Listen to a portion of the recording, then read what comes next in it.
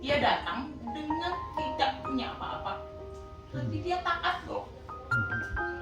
Dia ini taat sampai akhirnya Tuhan bukakan kesempatan dia bisa belajar komputer.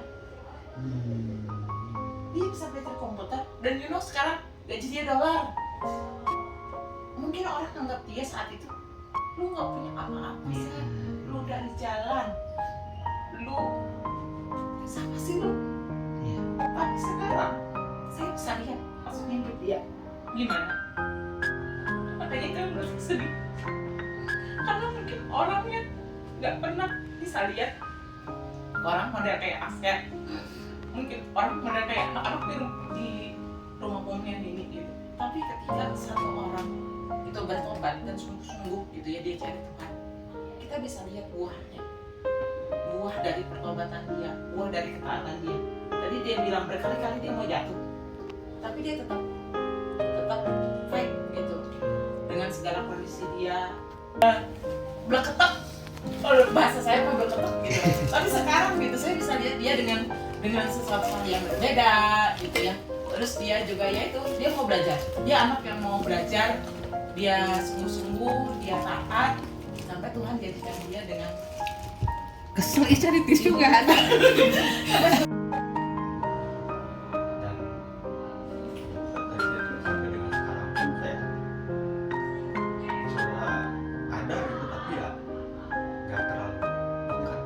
Apa yang bikin Pak Asep bisa bertahan sampai pada pemakaman itu Pak Asep bilang tolong dimaafkan dan Pak Asep menerima. Apa yang bisa bikin Pak Asep bertahan dari awal Pak Asep bisa bekerja yang soal uang 5.000, yang soal uang 10.000? Apa yang bisa bertahan? Itu kan kemungkinan untuk jatuh banyak. Memang banyak. Tapi saya punya tekad. Tekad saya adalah saya mikir bahwa papa saya harus support. Karena kalau misalnya dibilang saya tuh waktu di home itu benar-benar dibentuk karakternya. Karena saya rasa kalau misalkan saya nggak dibentuk, saya akan ambil jalan pintas sekali. Balik lagi mungkin ngambil aja nyuri, gitu kan? Tapi enggak, gitu kan. Jadi waktu saya bergumul di area itu pun saya tetap cari Tuhan, walaupun saya nggak pelayanan, saya tetap ke gereja, saya tetap ada ikutan doa malam, saya ada di situ. Dan memang waktu pas di satu sisi pun pas saya udah nggak lagi pelayanan, sempat saya Pak Sureri panggil saya lagi, tolong dong ke ini lagi karena udah ada orang di media. Oh ya udah, ayo saya lakukan lagi. jadi mungkin jadi dia ini, kalau aku bilang dia ini role model di sini. Tapi bagaimana kita itu mau Berubah. aja, mau taat, mau setia, itu sih. Saya itu ke Bandung itu tahun 98, karena memang waktu pas saya aslinya orang Majalengka, Jatiwangi. Pokoknya kejadian saya nakal itu pas mama saya meninggal aja. Mama saya meninggal, saya masih kelas 6 SD itu mau masuk SMP gitu kan. Nah lulus SD, kelas 6 SD, pas mama saya meninggal, ya udah tuh berantakan. Karena saya keluarga besar, keluarga saya keluarga Chinese. Cuman papa saya kayaknya nggak mungkin mama saya udah meninggal terus akhirnya udahlah gitu kan, udah aja terserah lu gitu kan. Makanya waktu pas saya nggak benar sekolah pun papa saya udah nggak peduli lagi gitu kan. Jadi pas saya udah keluar sekolah itu saya dari kecil tuh nyuri barang, jualin gitu kan. Terus dulu mah zamannya main dingdong gitu kan, main dingdong kakek sekolah. Sampai akhirnya guru datang, saya gimana mau sekolah lagi? Enggak, saya keluar aja. Saya dibawalah ke Bandung 98. Sudah kerusuhan tuh. Dibawa sama siapa? Sama engku. Oh. Dibawa. Berapa bersaudara? Oh, saya papa paling tua keluarga besar sebenarnya mah. Nah, dibawa ke Bandung itu karena rumah yang di Jatiwangi itu habis semua, ada 3 rumah, pabrik segala macam dijualin. Karena tuntutan dari adik papa minta warisan. Jadi pas saya 98 ke Bandung, beberapa tahun kemudian pada pindah ke Bandung juga. Gitu. Saya ikut sama engku dulu. Ya, di Pagarsi saya ikut. Saya ikut sama engku di Pagarsi, terus saya kerja lah. kerja tuh justru ke Bandung itu sebenarnya saya nggak ada tujuan, cuman gue bilang udah lu ikut gue aja daripada lu di sini. Ya tujuannya mau baik lah. Ternyata di Bandung makin parah. Di Bandung makin parah saya. Parahnya? Ya parahnya ya karena saya udah masuk ke pergaulan bebas. Walaupun keluarga ada di sini gitu kan. Parahnya yang pertama adalah karena keluarga saya menyepelekan saya gitu. Jadi kalau misalkan kayak keluarga besar tuh saya tuh yang paling di belakang aja. Di belakang ya bawang gitu. Jadi kalau misalkan nggak ada sayanya nggak ngerasa diterima karena memang mama saya bukan dari Chinese Muslim. Makanya nama saya kan Asep kan. Gitu. Jadi pas udah itu kan udah saya memutuskan untuk ngekos sendiri aja, ngekos makin parah. Tiap hari minum, ganja, terus main wanita, diskotik gitu aja. Sampai kejadian pernah beberapa kali saya tabrakan motor gitu kan, saya sempat ngambil uang ibu saya juga, ambil di story ke bank, saya nggak story dipakai buat buat minum. Sampai di satu titik itu sekitar 2003 akhir saya dimasukin penjara. Semangku? Bukan, karena saya mencuri. Mencuri barang, tapi mencurinya itu dari teman sendiri. Teman sendiri bilang udah masukin aja ke dalam gitu kan. Nah disitulah saya di penjara. Dari penjara udah tuh nggak ada yang mau nengok saya. Empu juga yang bilang bahwa saya cuma ngelihat udah pergi lagi gitu kan. Nah saya vonis 6 bulan. Tuntutan 1 tahun, saya vonis 6 bulan karena waktu itu jaksanya itu adalah wanita orang Katolik. Dia bilang kamu gimana nih? Kamu sadar nggak? Saya sadar. Saya bisa minta keringanan. Oh ya udah 6 bulan jangan melakukan lagi ya. Udah saya jalani itu 6 bulan. Pas saya bebas, saya datang ke semua saudara ditolak. Datang nggak mau ketemu saya. Kesana kamu pergi. Gitu. Papa saya udah nggak di Bandung, dibawa sama cici saya ke Jawa. Gitu. Nah, pas saya udah nggak tahu mau kemana nih, saya tidur di jalan segala macam gitu. Dulu tuh saya tidur di jalan itu udah biasa gitu. Kadang pernah tuh dari Jalan Suci ke daerah Cijerah, jalan kaki ya. Jalan kaki nggak ada uang, udah jalan kaki.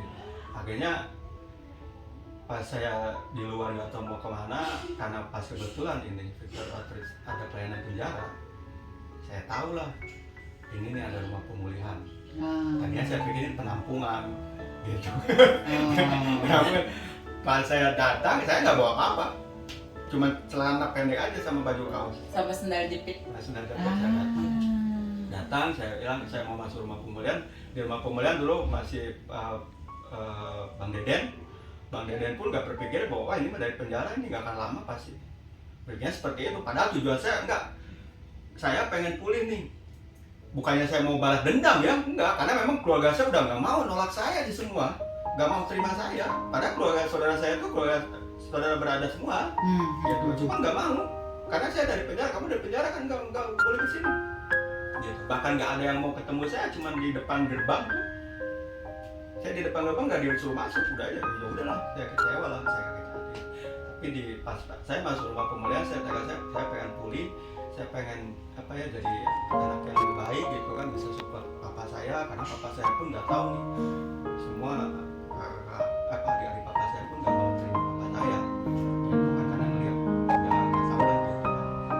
Nah saya di rumah pemulihan udah dipulihkan, saya menjalani program dan akhirnya saya terpanggil untuk jadi staff juga seperti Jason sekarang gitu kan 1 tahun, dan Pak Sujipri waktu itu direktur saya. Jadi saya itu angkatan kedua gitu. Saya angkatan kedua, saya jadi staff, setahun saya komitmen, terus dari itu saya diminta untuk jaga gereja juga tuh, karena nggak ada orang dulu kan, kita gereja kan sewa setahun, misionaris pulang, terus harus ada orang yang jaga gereja. Suka dikasih makan nasi putih tiap ini hari. Nasi yang kemarin dikasih yang udah bau. Itu adik papa ya, makan saya bilang waktu saya udah bisa ya mendapatkan keuangan untuk support bapak saya bilang Pak udah mulai sekarang jangan lagi minta nasi ke adik papa di sana, jangan lagi kalau saya ini ke saya aja. Karena waktu itu saya rasa saya udah mampu